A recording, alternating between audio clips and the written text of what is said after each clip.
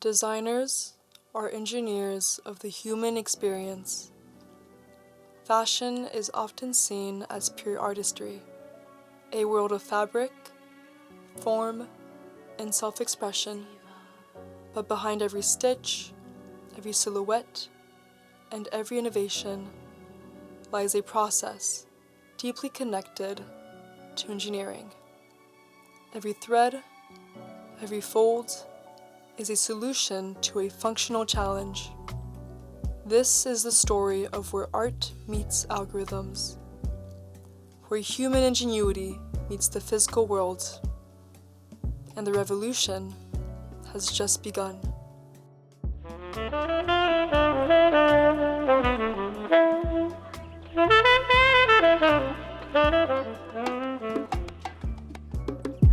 Aloha, I'm from Hawaii, and I grew up just being surrounded by nature and color and, just the sand beneath your feet. People don't wear shirts there. And so I just feel I've always been really inspired by the land and nature. That's why we have the lake. And just kind of looking back to where we come from and our ancestors and the things they wore, and how can we apply that into a modern and sophisticated context of the world we live in now. And that's like honoring them too. Mhm. That's beautiful. Yeah, so I think first got into fashion just from being in nature and wanting to create and materializing nature in a very fashion way. It's like a dried out palm tree leaf that I got off the ground. So it is natural waste. And I really love just the texture and the sound it makes and the color it has and just the sharpness of it. When we think of things that are flourishing and vibrant and colorful that go through periods of no water, no sustenance, there's a change that happens with the absence of water. And so I want this collection to be a statement on, the things that are happening in this world, in our community, in our country, and just in the world in general, about what is it like to live without something. I'd say my aesthetic of choice would definitely be women's wear, drapey, dreamy, very fantasy, but merging that with, Mother Nature. And so I'm kind of just like draping this giant palm in different areas and kind of being inspired by the pleats and the lines and the silhouette and the stiffness. This whole thing right here is a big leaf too. And so this isn't even a look, really. This is just like an exercise. It looks like it's right. I would wear this right now. It looks like it's ready. True, like this could be like a hood or something. I don't know. But just really expanding this leaf into like a beautiful, rugged cave woman that's like emerging. Walking towards the light. I like to play a lot with like natural waste too. So you might incorporate some like straw that I harvested from a local garden, or leaves as well, because that still plays into drought. So these are real leaves from outside? You thought those were? Oh.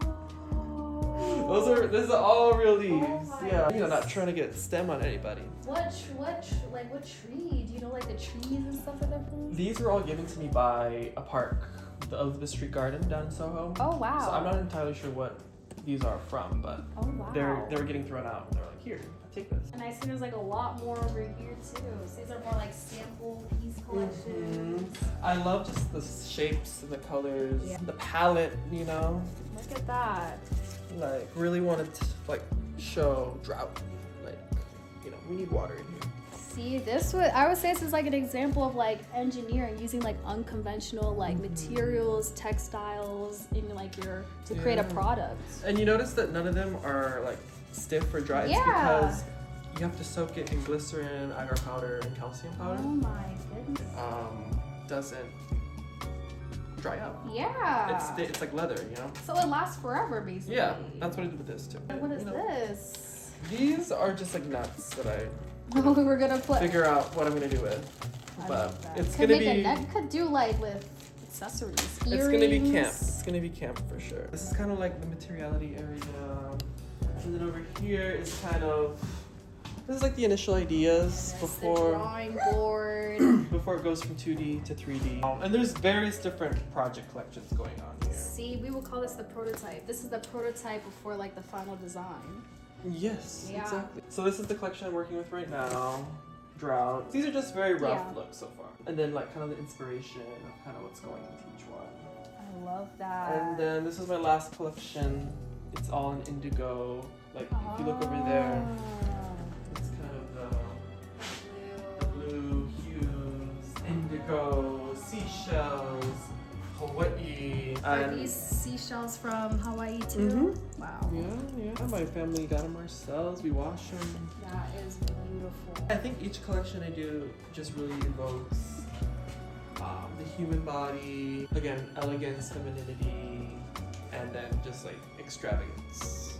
A little bit too much sometimes. No, there is no such thing as too much. Like there is never anything called too much. So that's kind of what we got in the work. Back in my bathroom is where I do the natural dye. Everything is hand dyed by myself too. I really like the practice of just using nature's palette in the clothes we wear, and then being true to who we're taking these materials from too, because there's very unique indigenous communities around the world that specialize in indigo and cochineal and pomegranate, and I love, I guess, partnering with these communities and seeing the color that they've been doing for generations. I'm Tiffany Suporn. I'm a senior here at RPI, studying communication, media, and design, and minoring in studio arts.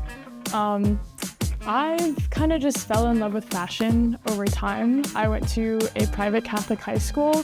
We had uniforms, and that's kind of just the point in your life where you start to find yourself and your personal style.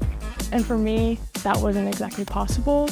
So when I got to college and I was surrounded by a bunch of different groups of people, a lot of queer people, I kind of just fell in love with fashion as a way to express myself.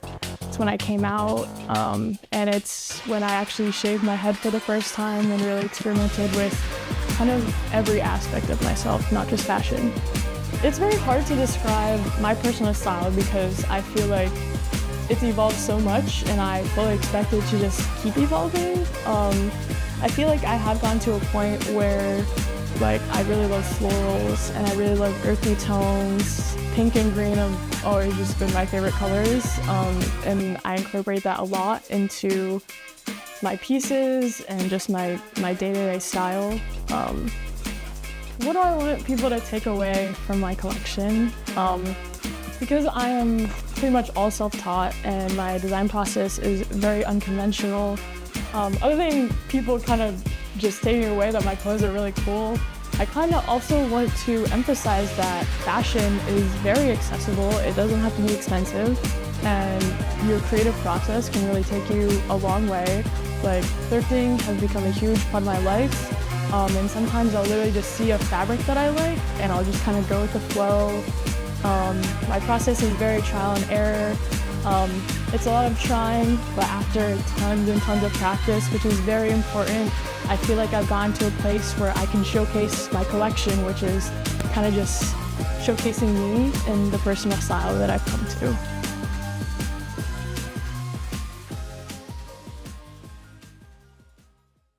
Hi everyone, my name is Noli Moyo and I am the 2026 Fashion Show Director for BSA Fashion. And this year's theme is Fashion Engineered. So I'm a mechanical engineering student and people always ask me, so what is Fashion Engineered? What does that look like? Why is that the theme? So back when I was looking into the theme, looking into the fashion show, I was looking into just like the fashion design process and terms like ideate, prototype, test. These are all terms that we see in industry and at school. And that's when I saw there was a lot of overlap between fashion and engineering. And that's when I thought of the theme Fashion Engineered, kind of analyzing what fashion would look like at a tech school. And going more in depth of this year's show, a lot of our designers are playing around with different material choices, they're playing around with intricate design work, and they're adding that innovation and creativity to create a really cool prototype, which leads into a final design. And that's my main encapsulation of fashion engineered.